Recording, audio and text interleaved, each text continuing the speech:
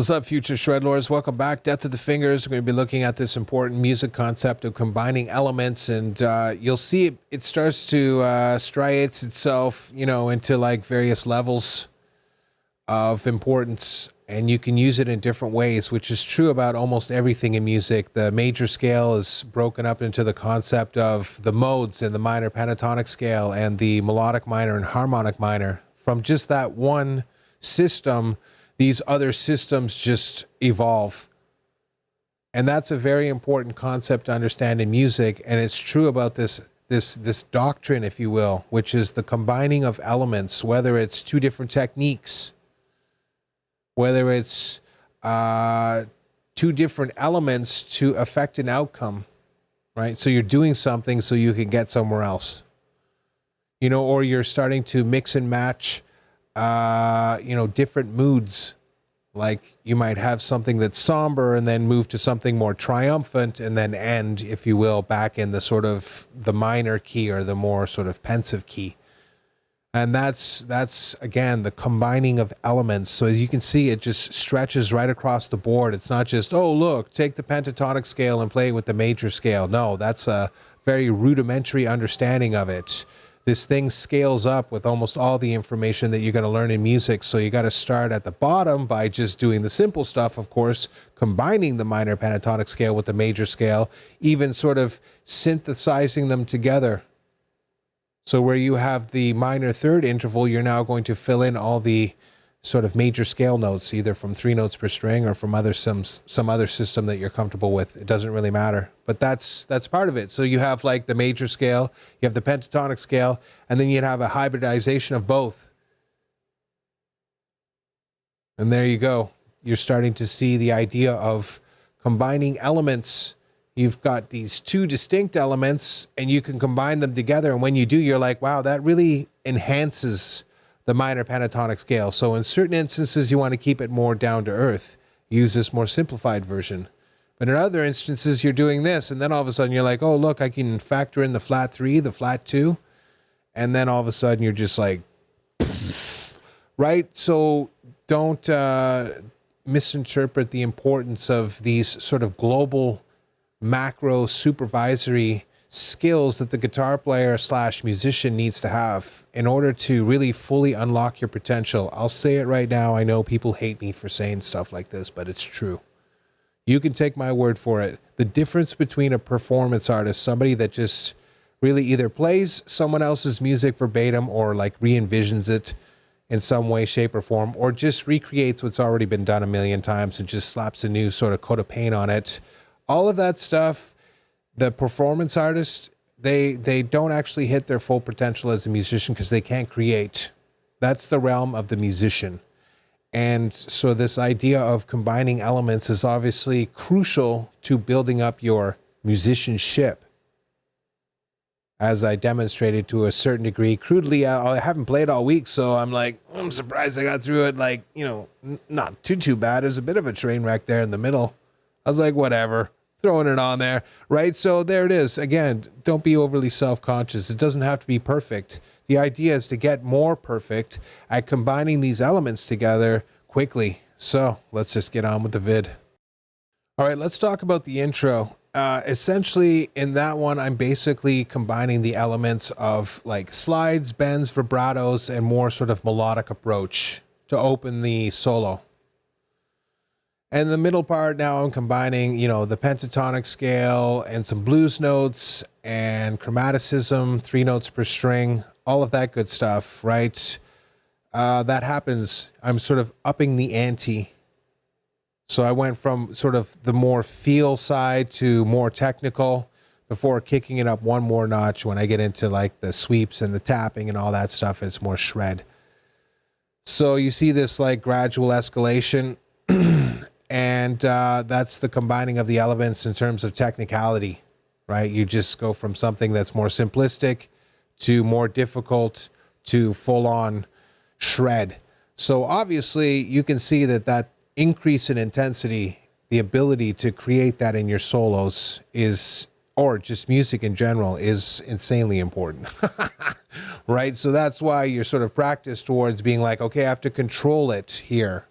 And then I have to sort of unleash a little bit more here, but not go full out, and then save it to the end to be like, oh, here's the big finale. And that actually is a lot more difficult to accomplish than you would think, because it's so easy to just allow yourself to get, whatever, running away.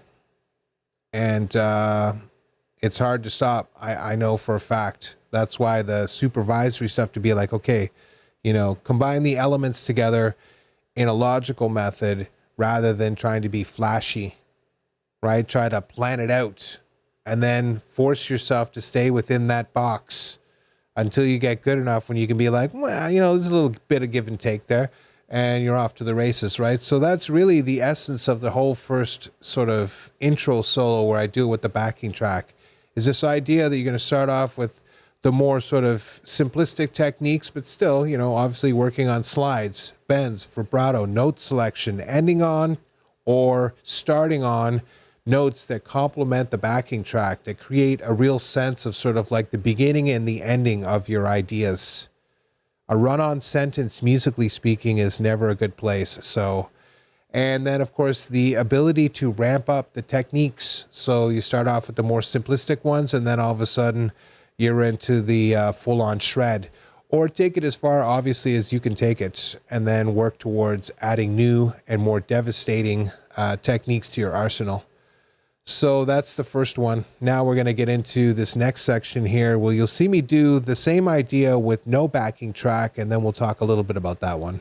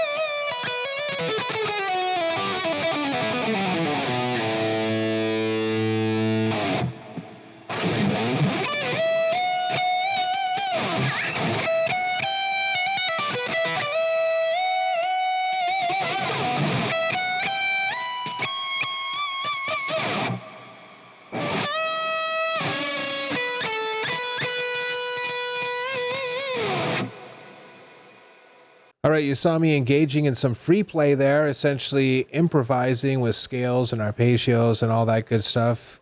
Sort of doing a loose recreation of the first solo using the same types of elements. But again, now you start to see me, think of things in terms of like, oh, I want to move from this minor pentatonic scale into the dominant 7, or I want to sit around this one particular region and kind of milk this a little bit, to build up a little more tension or emotion or whatever it is, right? So that right there is why you would practice with no music, because in this instance, it really helps you start to slowly get used to the idea of moving from a pentatonic scale into 3 notes per string, and then you're into an arpeggio, and then you're going to use the melodic minor and all.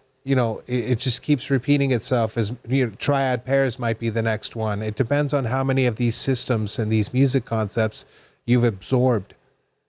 You might be like, oh, I'm going to use diminished theory next.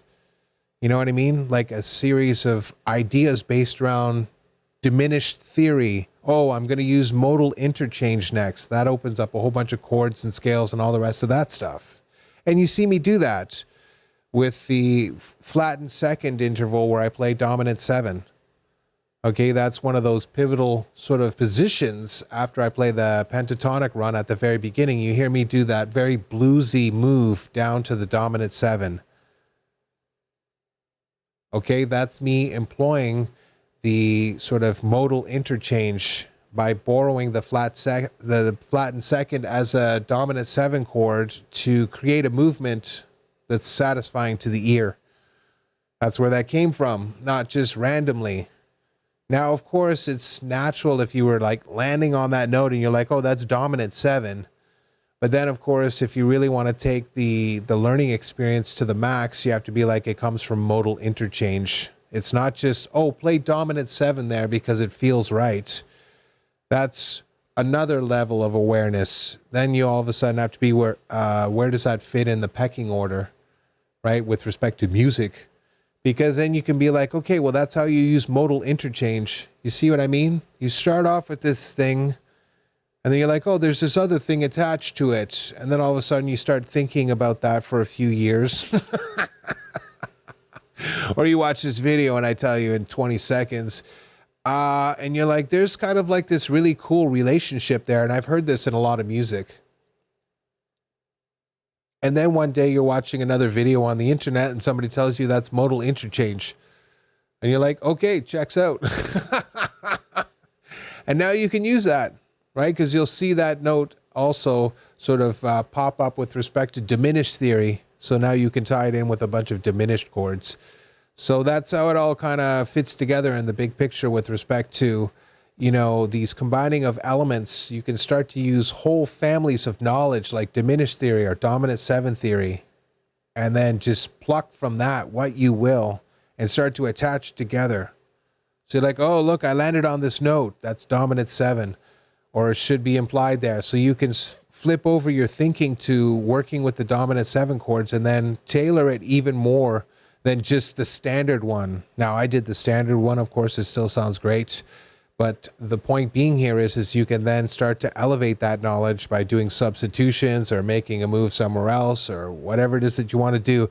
And of course, that's going to open more doors for you, musically speaking, and increase your abilities in terms of improvisations, which is what we're really after. This ability to just keep substituting new ideas in to the chain, if you will, what we call a solo, where I start off with the minor pentatonic and I go here and then I do this next thing and I just keep doing that until either I run out of music, or in the case, of course, when there is no music, you can just keep going until your idea collapses or you stop playing guitar. You know how it is. But this is an incredibly important sort of aspect of playing guitar that people skip over way too much. You know what I mean? In the old days, people did this all the time. Obviously, they spent most of their time sitting around unamplified, just hacking around on the guitar, and they'd be like, oh, look at that. They'd get interested in it, and then they'd try to figure it out by reverse engineer. Yeah, I did. They'd reverse engineer the thing, or they were doing it by reverse engineering. I can almost get them out. You know, I look smart right up until then. Fail. So, you know, that's really important that you engage in these types of musical practices where you're doing it with the solo here. Next time you're going to be doing it with chords. Right? And of course, that's where you can start to, again, you're like, okay, chords synergizes well with this triad theory, which synergizes well with this triad pairs idea. Triad pairs. Triad theory and caged. Okay, that basically covers this massive body of knowledge. So you can see how those things all synergize together, and you can combine those elements together to come up with some of the most ridiculous guitar chops on the face of the earth. But it starts with this idea that you're actually aware of it. So there it is. Let's get into the last section here where we do the combination with respect to affecting an outcome.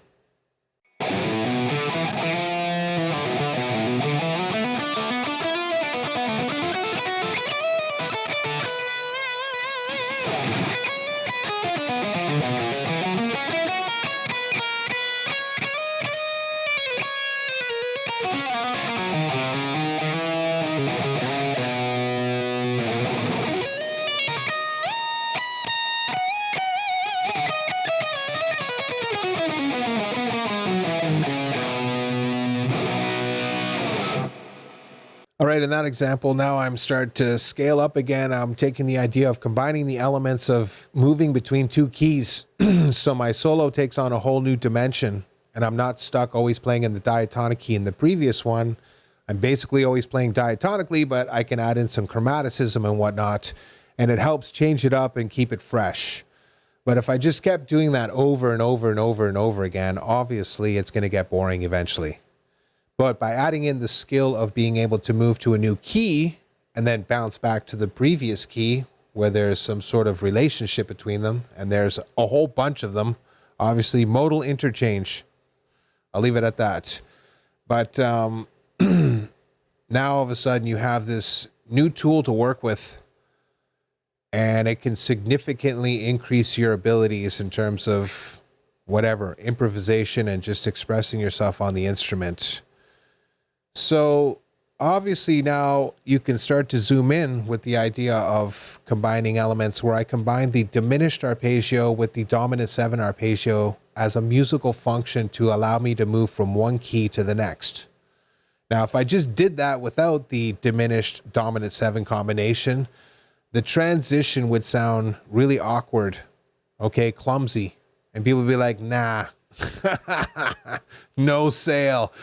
But as soon as you add this element in, that's why we call it a music function, is it allows me to, you know, do the whatever, the smooth cut transition like you'd see in a video, or whatever it is, the jump cut. It lets me do that to create that effect, to move from one to the next. And you can also do it using superimposition, but that's another day. So there it is. You know what I mean? Like I'm now starting to combine individual elements, diminished and dominant 7, to affect an outcome, move to a new key. But I'm also combining the elements of, I want to move from one key to the next because I want to keep my solos fresh. Then you're also into the, I need to combine various elements in terms of techniques, so I'm not just always playing scales or always playing this particular scale, the pentatonic or 3 notes per string. It's a combination of all of them mixed and sprinkled around, you know what I mean? And think of it as like, you know, it's not just a straight line. It's not like asteroids where you're trying to avoid them. You're like jumping on these things, and some of them are bigger jumps, you know, you need to make longer passages, and some of them are shorter. But that's really the thing is you're trying to make, you know, it's the jumping from one to the next bubble is the most important part. Like, how graceful can you land on one and then jump off to get to the next one? How smooth is the transition? How pleasing is it to the ear? It's not about expediency and just doing the shortcut. It's about, you know, this graceful gymnastics and just soaring through the air and stuff, and doing you know, some tumbling or whatever it is, and then landing on the next, you know, whatever bubble, and you just leap off again like a trampoline. And sometimes you'll soar over a whole bunch of them and land on another big one or something like that and go even higher. And other times you'll just be like, oh, I'm just going to do this intricate little jumping sequence right here. Just a small one to another small one to another small one. So you see what I mean? It's like long, short, combine those elements. Diminished, dominant 7, combine those elements. Pentatonic scales and major modes, combine those elements. Dominant 7 arpeggios and triad arpeggios, combine those. You got economy picking and alternate picking, combine those elements. And then, of course, there's an even higher supervisory skill, synergy, where you're starting to look at combining these elements together so that each of them are complementary, where you avoid sort of doing one thing where it makes it really difficult for you to move to the next thing. Now, listen, if you want to practice up so that you can do like some sort of really challenging transition, sure. But end of the day, you know, be real. So there it is. That's the lesson. I hope it helped. I appreciate every single one of you. See you in the next one.